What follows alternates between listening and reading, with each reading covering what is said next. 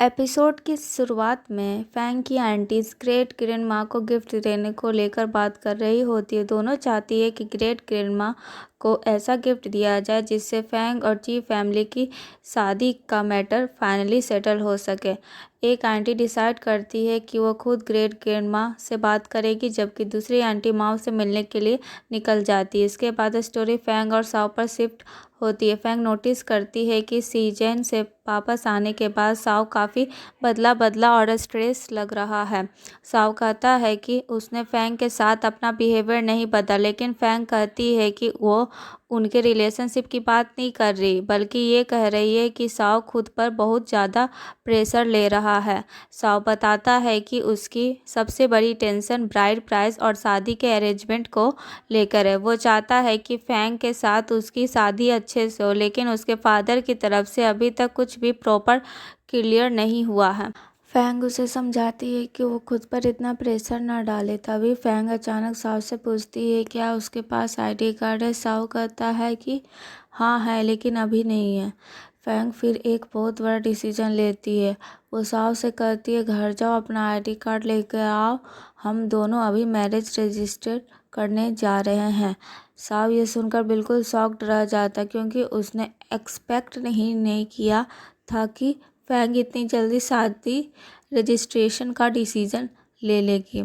अब story Fang की aunty की तरफ शिफ्ट होती है। फैंग की आंटी माँ से मिलती है। दोनों एक दूसरे को देखकर अपनी पुरानी मेमोरीज को याद करने लगते हैं, जिससे पता चलता है कि उनके बीच पहले एक कनेक्शन रहा है। अब फाइनली ग्रेट ग्रैंडमा के घर का सीन आता है। फैंग की सेकेंड आंटी ग्रेट ग्रैंडमा को फैंग की तरफ से एक ईयरिंग गिफ्ट करती है। ग्रेट ग्रैंडमा सिचुएशन को अच्छी तरह समझती है। उन्हें पता है कि फैंग ऑलरेडी प्रेगनेंसी की वजह से कॉम्प्लिकेटेड सिचुएशन में है, और ऊपर से फैंग और साओ की फैमिलीज के बीच भी डिसएग्रीमेंट चल रहा है। ग्रेट ग्रैंडमा नहीं चाहती कि बड़े लोगों के पर्सनल डिस्प्यूट का इफेक्ट बच्चों की लाइफ में पड़े, इसलिए वो साओ की भाभी को बुलाती है ताकि दोनों फैमिलीज एक जगह बैठकर पीसफुली बात कर सके। कुछ देर बाद साओ की भाभी वहां पहुंचती है। वो ग्रेट ग्रैंडमा के लिए स्पेशली पेस्ट्रीज लेकर आती है और बताती है कि उसने पेस्ट्रीज खरीदने के लिए लाइन में खड़े होकर वेट किया था। ग्रेट ग्रैंडमा ये देखकर खुश होती है और पेस्ट्रीज की तारीफ करती है। अब ग्रेट ग्रैंडमा के सामने फैंग और साओ की शादी को लेकर डिस्कशन शुरू होता है। ग्रेट ग्रैंडमा दोनों फैमिलीज को समझाती है कि आज का ज़माना बदल चुका है। अब लड़का लड़की की इक्वालिटी और फ्री लव को इम्पोर्टेंस दी जाती है, इसलिए सिर्फ फैमिलीज की रिस्पॉन्सिबिलिटी के नाम पर बच्चों पर अननेसेसरी प्रेशर नहीं बनाना चाहिए। उनका मानना है कि फैंग और साओ एक दूसरे से प्यार करते हैं, इसलिए उनकी शादी प्रॉपर तरीके से और बिना अननेसेसरी फैमिली कन्फ्लिक्ट के होनी चाहिए। लेकिन बात सिर्फ ब्राइड प्राइस और बेबी के फ्यूचर एक्सपेंसेस पर आ जाती है। साओ की भाभी कहती है कि बेबी के आने के बाद एक्सपेंसेस ऑलरेडी बहुत बढ़ने वाले हैं, इसलिए पैसे को ले इतनी ज़्यादा कैलकुलेशन नहीं करनी चाहिए। लेकिन फैंग की आंटी इस बात का अपोज करती है। वो क्लियरली कहती है कि बच्चे का खर्च और ब्राइड प्राइस दोनों अलग मैटर्स हैं। दोनों को एक ही चीज़ समझना सही नहीं है। इस बात पर एटमॉस्फेयर धीरे धीरे टेंस होने लगता है। इसी बीच फैंग की फर्स्ट आंटी को पता चलता है कि साओ ने विलेज ग्रुप पर एक पेंटिंग अपलोड की है। प्रॉब्लम यह है कि वो पेंटिंग एक्चुअली फैंग की है, और पेंटिंग में फैंग को काफ़ी इनएप्रोप्रिएट तरीके से पोर्ट्रेट किया गया है। उसके बाद साओ की भाभी भी इसी पेंटिंग का जिक्र करके फैंग के कैरेक्टर पर इनडायरेक्टली सवाल उठाना शुरू कर देती है। ये सुनकर फैंग की सेकेंड आंटी अपना कंट्रोल खो देती है और साओ की भाभी को थप्पड़ मार देती है। साओ की भाभी शॉक्ड होकर वहाँ से भागने लगती, क्योंकि उसे लगता है कि फैंग की आंटी पागल हो गई है। फैंग की आंटी उसका पीछा करती है, लेकिन रास्ते में उसकी मुलाकात फैंग और अपनी बड़ी बहन से हो जाती है। उधर साओ अपना आईडी कार्ड ढूंढ रहा होता है, तब उसके पापा उसे देख लेते हैं और कहते हैं कि आईडी कार्ड उनके पास है और साओ को उसे लेने की ज़रूरत नहीं है। फैंग की दोनों आंटी साओ के अगेंस्ट कंप्लेंट करने के लिए पुलिस स्टेशन पहुंचती है। उनका मानना है कि साओ ने फैंग की परमिशन के बिना उसकी पेंटिंग अपलोड करके गलत किया है, लेकिन फैंग खुद साओ के अगेंस्ट कंप्लेंट करना नहीं चाहती। वो साओ से डायरेक्टली बात करने का डिसीजन लेती है। उधर साओ को भी पता चल जाता है कि फैंग की फैमिली पुलिस में उसकी कंप्लेंट करने वाली, इसलिए वो भी फैंग से मिलने निकल पड़ता है। आखिरकार फैंग और साओ आमने सामने आ जाते हैं। साओ कंफ्यूज होकर फैंग से पूछता है, तुमने मेरे अगेंस्ट कंप्लेन क्यों की? अगर तुम मुझसे शादी करना चाहती हो तो हम सिंपली मैरिज रजिस्टर्ड कर सकते हैं। लेकिन फैंग क्लियर करती है कि उसने कोई कंप्लेन नहीं की। इसके बाद दोनों फैमिलीज़ के मेंबर एक दूसरे से आर्ग्यू करने लगते हैं और सिचुएशन फिर से हीटेड हो जाती है। फैंग साओ से कहती है कि दोनों साइड में जाकर प्राइवेटली बात करते हैं, लेकिन साओ के फैमिली मेंबर तुरंत अपोज कर देते हैं। वो कहते हैं कि जो भी बात करना है सबके सामने करो, प्राइवेट में बात करने की कोई ज़रूरत नहीं है।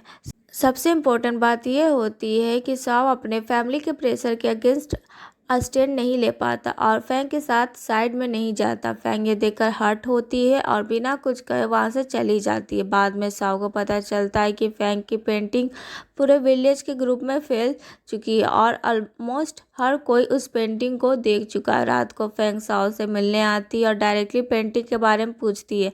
साओ तुरंत कहता है कि पेंटिंग को विलेज ग्रुप में लीक करने वाला वो नहीं था। फैंग उसकी बात पर ट्रस्ट करती है। वो कहती है कि उसे पता है कि साओ ने पेंटिंग लीक नहीं की। लेकिन फिर फैंग का सबसे इम्पोर्टेंट क्वेश्चन होता है, अगर तुमने पेंटिंग लीक नहीं की तो ये पेंटिंग ग्रुप में आई कहाँ से? तब साओ सच बताता है कि पेंटिंग उसने खुद बनाई थी। एक्चुअली पहले जब फैंग और साओ फेस टू फेस मिले थे तब साओ पेंटिंग कंप्लीट नहीं कर पाया था। बाद में घर लौटने के बाद उसने फैंग को मेमोरी से पेंट किया। फैंग ये सुनकर सरप्राइज्ड हो जाती है और पूछती है कि क्या साओ ने सच में उसके लिए पेंटिंग कंप्लीट की थी। साओ उसे याद दिलाता है कि उसने पहले ही प्रॉमिस किया था कि वो फैंग की पेंटिंग बनवाएगा और उसने बस अपना प्रॉमिस पूरा किया। लेकिन अब प्रॉब्लम और सीरियस हो जाती है। फैंग के फादर को पेंटिंग्स के बारे में पता चल जाता है। वो रात में साओ के रूम में पहुंचते साओ अचानक उन्हें देखकर डर जाता है। उधर साओ के पेरेंट्स भी अपने बेटे के पास जाकर कहते हैं कि टेंशन लेने की ज़रूरत नहीं है, वो पुलिस स्टेशन जाकर फैंग की फैमिली के अगेंस्ट कंप्लेन करेंगे। नेक्स्ट डे साओ के पेरेंट्स पुलिस स्टेशन जाकर कंप्लेन कर देते हैं और इधर फैंग के फादर साओ के रूम से वो पेंटिंग लेकर आ जाते हैं। थोड़ी देर बाद चीफ फैमिली और यंग फैमिली एक दूसरे के सामने आ जाती है। विलेज हेड माँ भी उनकी बातें सुनता है। दोनों फैमिलीज एक दूसरे पर ब्लेम लगाते हुए ओपनली लड़ने लगते हैं। तब फैंग सबको रोक देती है और डायरेक्टली साओ के पास जाती है। वो साओ से एक इम्पॉर्टेंट क्वेश्चन पूछती है, साओ पेंटिंग को लीक किसने किया? साओ कुछ नहीं कहता। फैंग फिर सबको याद दिलाती है कि पेंटिंग अब पूरे विलेज में फैल चुकी है और ऑलमोस्ट हर पर्सन उसे देख चुका है। फिर सबके सामने पेंटिंग दोबारा देखी जाती है। फैंग पेंटिंग को ध्यान से देखती है। सडनली उसके एक्सप्रेशन चेंज हो जाते हैं। वो शॉक होकर साओ का नाम लेती है और कहती है, साओ ये पेंटिंग मेरी नहीं है।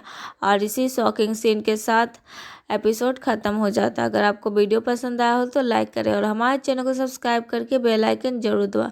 मिलते हैं नेक्स्ट वीडियो में, तब तक के लिए बाय।